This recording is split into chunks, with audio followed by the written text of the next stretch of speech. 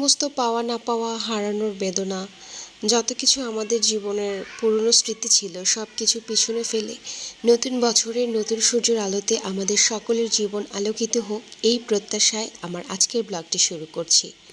আসসালামু আলাইকুম, সবাইকে আমন্ত্রণ করছি আমার নতুন একটি ব্লগে। আমি সাবিয়া শারমিন ব্লগ চ্যানেল থেকে। কাছে দূরে যে যেখান থেকে আমার আজকের ব্লগটি দেখছেন, আশা করি সকলে ভালো আছেন। আলহামদুলিল্লাহ, আমি আমার পরিবার খুব ভালো আছি। প্রতিদিনকার মতো সকালবেলা উঠেই চিয়াশিটটি ভিজিয়ে নিচ্ছিলাম আর একটু দেখিয়ে দিচ্ছিলাম আপনাদেরকে আমার যে প্রোডাক্টটিতে প্রবলেম ছিল, মুখাগুলো অনেক লুজ ছিল, ওটাকে একটু কমিয়ে আনার জন্য আমি একটা উপায় বের করলাম। টিস্যু পেপার দিয়ে মুড়িয়ে দিয়েছি, যার কারণে এখন আগের থেকে একটু টাইট হয়েছে। আজকের পুরো দিনটাই বাইরে কাটবে, এর কারণ হচ্ছে আমরা একটা বিয়ের দাওয়াতে যাব। আলিফার পাপার খুব ক্লোজ ভার্সিটি ফ্রেন্ডের বিয়ে, তো যার জন্য সকালবেলা উঠেই নাস্তার পর্বটা সেরে নিচ্ছিলাম। বড় বেবিটা এখনও ওঠেনি, ছোট বেবি উঠে গেছে আর বলল ক্ষুধা পেয়েছে, তাই ওকে নাস্তাটা দিয়ে দিলাম। নাও খাবারটা খাও। কই দেখি ব্যথা কোথায়? এখানে কিভাবে পেলে? ঘরে এটাতে ব্যথা পেয়েছো? ওহ বাচ্চা, না ওটা শুকিয়ে গেছে বাবা, চলে যাবে। নাও এখন খাবার খাও, আমি মাম নিয়ে আসি। হ্যাঁ, আর আমরা যেটা নাস্তা করব সেটাও প্রিপেয়ার করে নিয়েছি। যেহেতু বিয়েটা দুপুরবেলা, দুপুরে খাবার, তাই আমরা সকাল 11টা থেকে 12টার মধ্যে বেরোতে চাচ্ছি। আর যেহেতু ঢাকা শহরের জ্যাম তো একটা কমন ব্যাপার, তো এই যে আমরা এখন বেরিয়ে গেলাম। আর আজকের বিয়ের প্রোগ্রামটা হবে উত্তরার 11 নম্বর সেক্টরে। আর বেবিদেরকে নিয়ে আসলে চাইলেও এক্স্যাক্ট টাইমে বের হওয়া একেবারেই পসিবল হয় না, কারণ ওদেরকে রেডি করে দিয়ে তারপর নিজেদের রেডি হতে হতে আবার ওরা এলোমেলো করে ফেলে সব কিছু। তো ওইটাকে আবার রিটাচ করতে করতে অনেকটা টাইম লেগে যায়। তো যাই হোক, এই যে এখন আমরা যাচ্ছি সেখানে। তো ফ্রন্টের যে লিফটটা ওটা বন্ধ থাকার কারণে স্বপ্ন সুপার শপের ভিতর দিয়ে গিয়ে তারপরে ব্যাক সাইডের লিফটটা দিয়ে উঠতে হবে। এর ফলে হয়েছে কি, আমরা একটা ছোট্ট বিপাকে পড়ে গেছি। বেবিরা তো সবসময় শপিং মলে বা যে কোনো সুপার শপে গেলেই তাদের শপিং করার একটা টেন্ডেন্সি কাজ করে। তো ওইটা দেখেই ভেবেছি ওরা শপিং করতে এসেছে, এখন এটা দেখছে, ওটা ধরছে এবং চকলেট চাইতেছে। এটা তো কমন বিষয়। তারপর বুঝিয়ে শুনিয়ে তারপর ফাইনালি নিয়ে আসলাম। তো এই যে এখন আমরা লিফটের জন্য ওয়েট করছিলাম, আর বেবির বাবা একটু বেবিদেরকে আবারও রিটাচ করে দিচ্ছিল।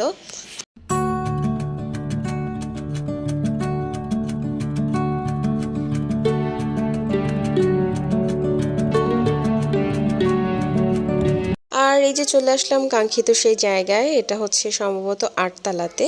আর আজকের এই প্রোগ্রামটা বুফে ছিল। আর যেহেতু এটা সনাতন ধর্মী অবলম্বীদের বিয়ে, তাই খাবারগুলো একটু বুঝে শুনে খেতে হবে, কারণ ওনাদের যেগুলো পছন্দের খাবার, কাঁকড়া, তারপরে বিভিন্ন আরও কিছু আইটেম আছে যারা হিন্দুদের পছন্দের খাবার, ওগুলো আছে। তাই একটু বুঝে শুনে খাবারগুলো পিক করতে হবে। তো একটু দেখছিলাম যে কী কী খাবার ওখানে আছে। তো বেশ অনেক খাবারই ছিল, 100-এর উপরে আইটেম ছিল। আর আমরা সাইডের এই কর্নারের টেবিলটা সিলেক্ট করে বসে পড়লাম, যেহেতু বেবিরা খাবার সময় অনেকটা মেসি করে ফেলবে, এই জন্য একটু সাইড করেই বসলাম। আর আমি এখন ফার্স্টে স্টার্টার নিতে চলে আসলাম।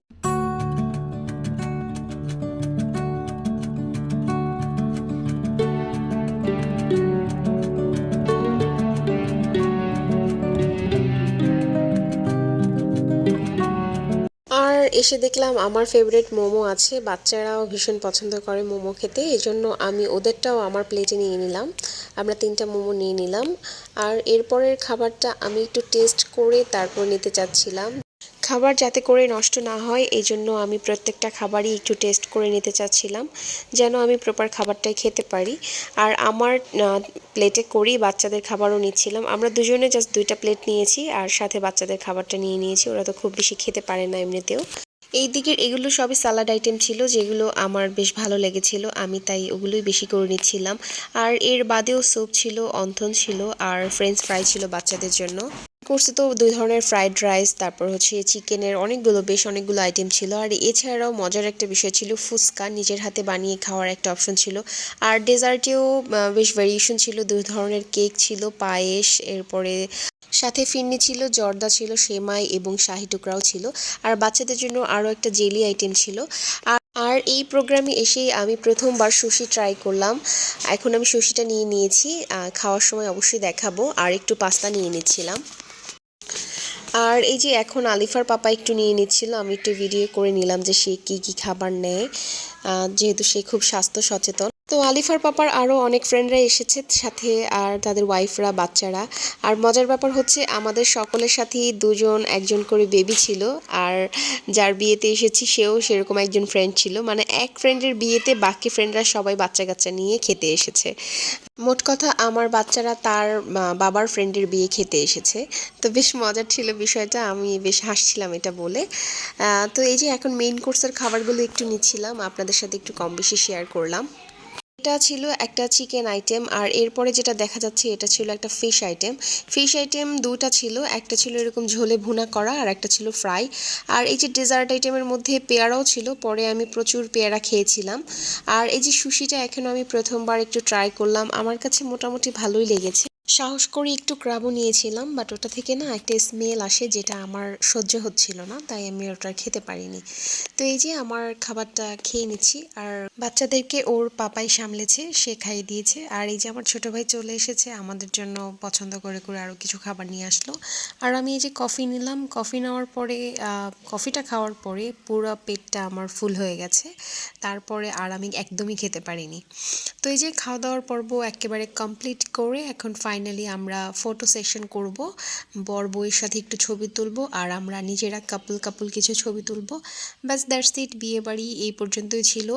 নতুন বর ও কনের জন্য অনেক অনেক শুভকামনা, আর দুই পরিবারের জন্য শুভকামনা রইল। বিয়েটা অ্যাকচুয়ালি শুধুমাত্র দুজনের হয় না, দুটি পরিবারের একটা নতুন একটা সম্পর্কর সৃষ্টি হয়, আর সেই সম্পর্কটাকে সুন্দরভাবে টিকিয়ে রাখার জন্য একে অন্যের প্রতি শ্রদ্ধা এবং ভালোবাসা রাখা একান্ত প্রয়োজন। তো যাই হোক, বিয়ে বাড়ি থেকে বের হয়ে এখন আমরা বাসার উদ্দেশ্যে রওনা দিয়েছি। আর এই প্রথমবার আমি মেট্রোতে চড়বো। আমার মতো কারা কারা এখনও মেট্রোতে চড়েনি বা প্রথমবার চড়েছেন অবশ্যই কমেন্টসে জানাবেন। আমার হাজব্যান্ড বাসা থেকে যখন বের হচ্ছিলাম তখনই বলেছে আজকে তোমাকে মেট্রোতে চড়াবো। তো মেট্রো দিয়েই আমরা বাসায় যাচ্ছিলাম। তো এই যে মেট্রোর যে স্টেশনটা দেখছি এত সুন্দর, মনে হচ্ছে একদম কিছুক্ষণের জন্য এমন ফিল পাচ্ছিলাম যে আমি এয়ারপোর্টে বা বাইরের কোনো একটা স্টেশনে আছি। অনেক সুন্দর, খুব সুন্দর একটা প্রজেক্ট ছিল এটা, আসলে আমাদের দেশটাকে উন্নত দেশ হিসেবে রিপ্রেজেন্ট করে। আর এই যে আমার ছোট্ট সোনা খোলামেলা জায়গা দেখতে পেয়ে কোল থেকে নেমে সুন্দর করে হাঁটাহাঁটি করছে।